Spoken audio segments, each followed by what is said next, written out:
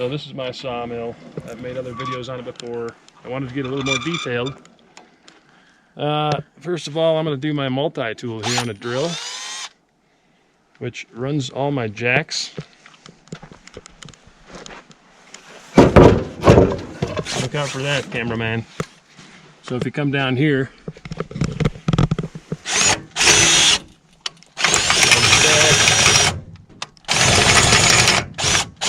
super handy. It doesn't take much, so that's good.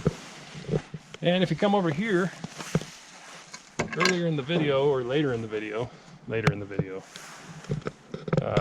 this is where we put the logs. It just runs off the same bit, the vertical stumps, so they're even, same height. And then here, and you saw this later in the video, these clamp onto the log. So you roll your big log on here, clamp these against it. It doesn't roll around when you cut. So this is super handy. And then I'll just put this down. This bench here I like a lot. It might not be good for shorter people. I'm 6'3", so I can reach stuff, but midgets would have a hard time. So 18 3/4 inch sheaves. I think this is 158, the length of the blade.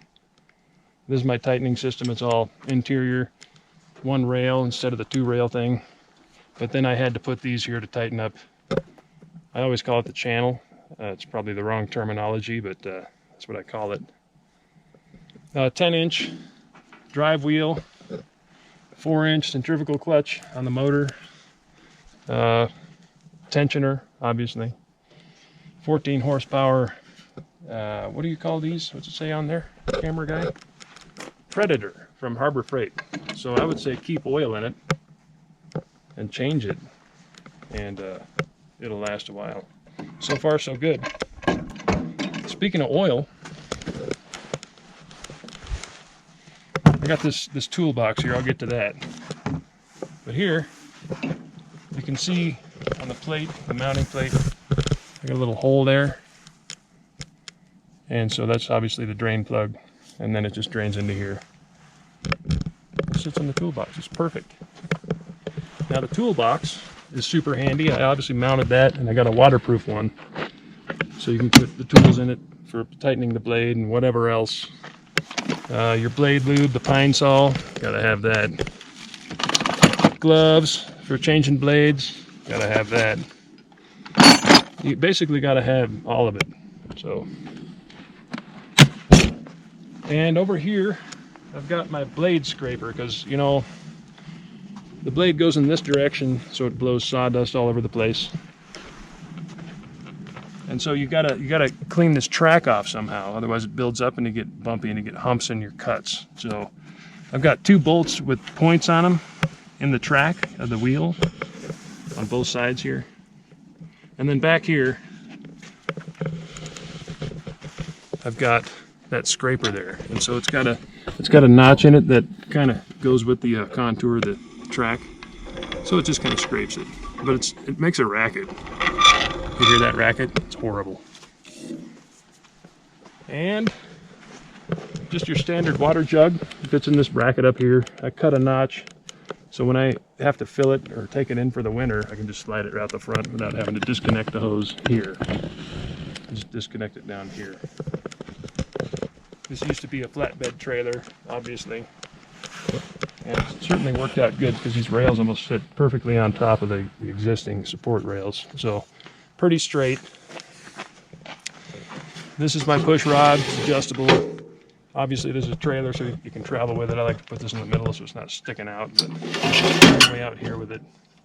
I also built a PV, or a cant hook, that fit in here, but it was way too weak, as I'm sure people would have known when I did my first video on it. I bought this at B.L.O.A.T. This is a high-tech aluminum, yardstick. Here we've got these doors open for blade changes. I got this sheet metal out of my girlfriend's yard, and it was a little rusty, but what I did is I put metal cutting blades on a circular saw and then had a water bottle there so it didn't heat up too much, and it worked pretty damn straight. So it's good. Obviously we got the blade guide adjusts so we can go in and out. That's normal. Again, I'm tall, so that design works for me. Other people have a bar that comes way out here and they can adjust it from there. So, but yeah, that's pretty much it, I think.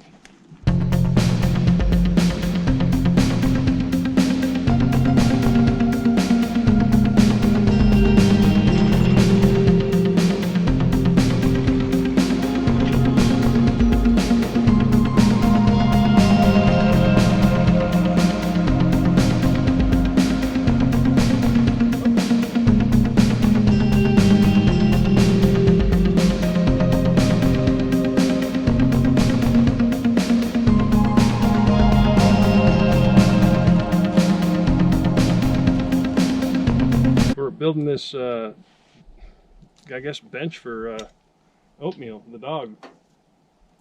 And I'm taking the bark off of this because it holds the dirt.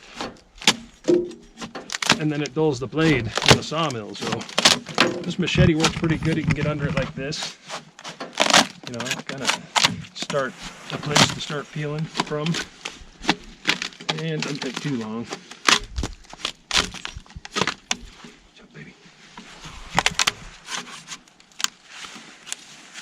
Scary. Oh. Yeah. You got a sharp nose.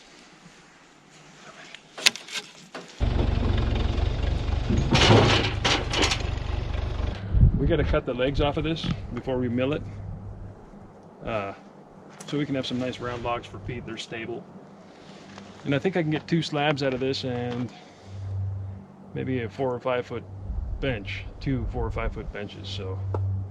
With 4 legs, maybe. We'll see later. I do 15 inches just to get plenty of room. Looking for 13 inches ultimately, so I got something to play with. Just mark it with my Lee Barker. I'm not good at math, so I just do little sections here. We're going to do 4 of them. And then I want a chainsaw blade width here before I mark the 15. Just to be safe. See what 4 gives us. This will determine if we got enough bench.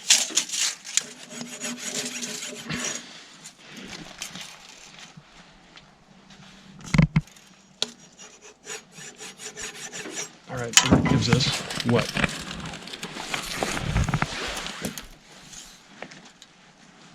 That's a pretty good bench. About 4.5 feet of bench. Like I said, I can get 2 out of them. They aren't going to be that wide, but they'll be pretty good.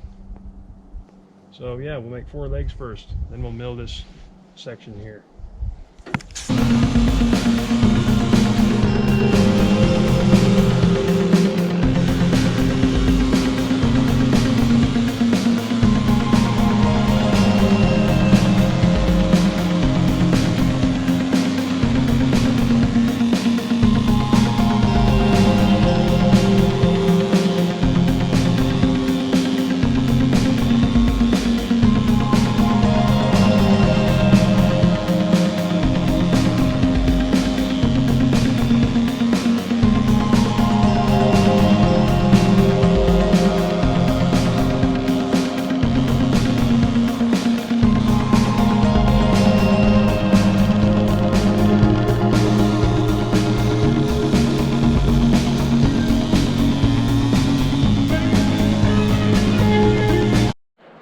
Okay, so I like to cut the legs out first. Let's put them over there for now.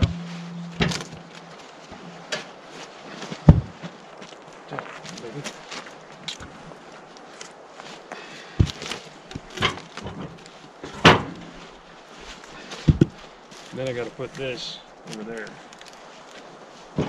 somehow. All these knobs.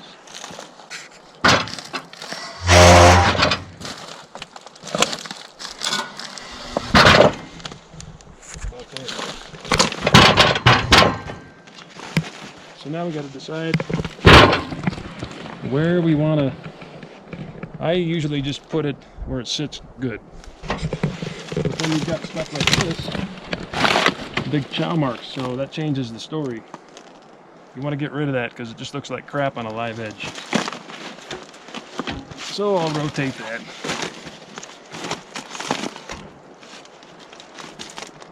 There you go. I'm going to bring these down a little. These are my log stops.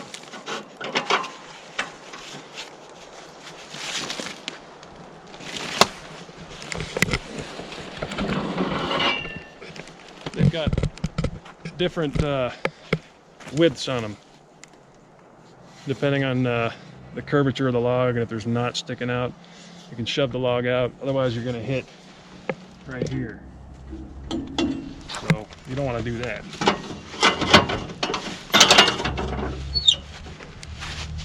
So there we go. I think that'll be good. We'll shave this off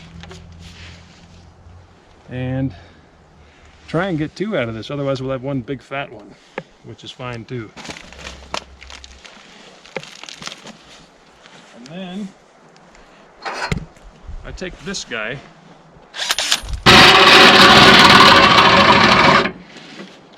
and that clamps it on. Same gig.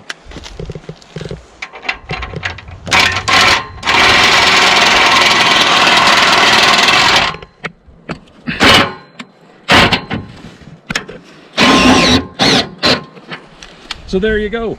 So this is your basic water jug. I wanted to use that because I had one basically, but I put a little nipple on here, screwed it on. You know, ran the plumbing for the blade lube. You can see it running out there. That's really necessary. Otherwise you get sap buildup on this and the blade starts to dive. So that's not fun. Just real simple. So now we've got to see how far. That's probably pretty good, and this blade guide can move over, you know, back and forth. I think we're pretty good here. Obviously, we don't want to be that low, so I'm going to bring it up. This is a boat winch.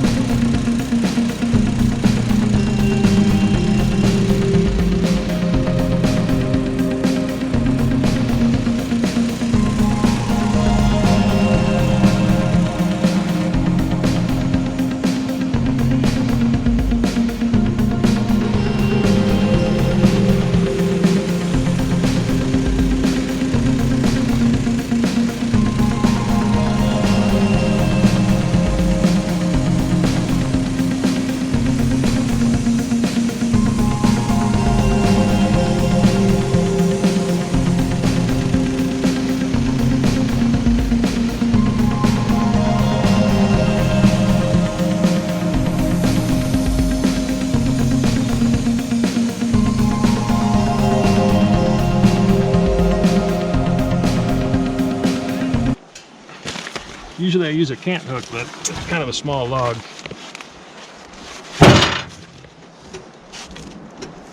So you see, this will probably hit the plate there this way. So I gotta do this number.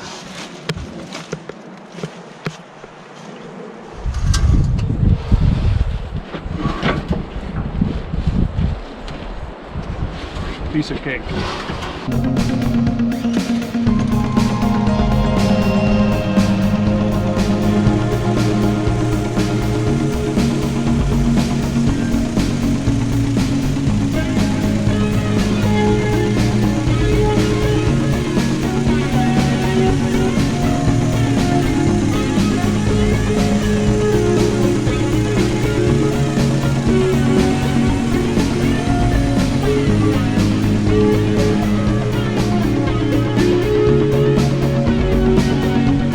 So 6.5, we'll have 3 1/4, more or less, slabs. That'll be all right.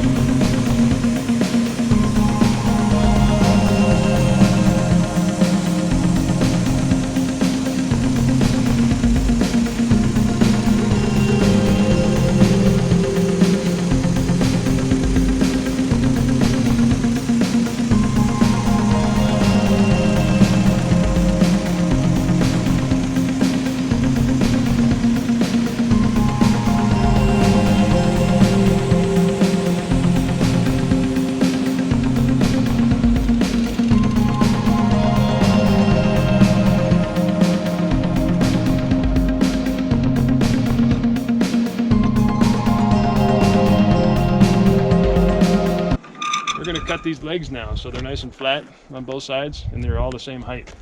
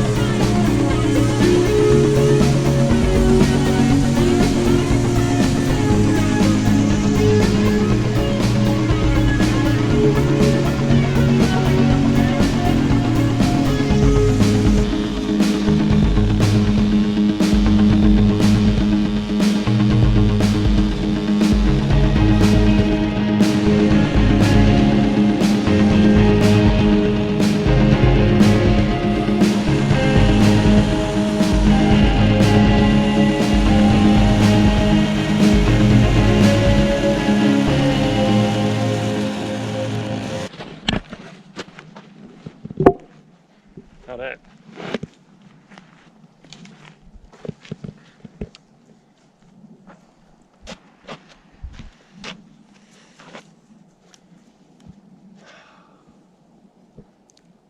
So thanks for watching. Hope you enjoyed it.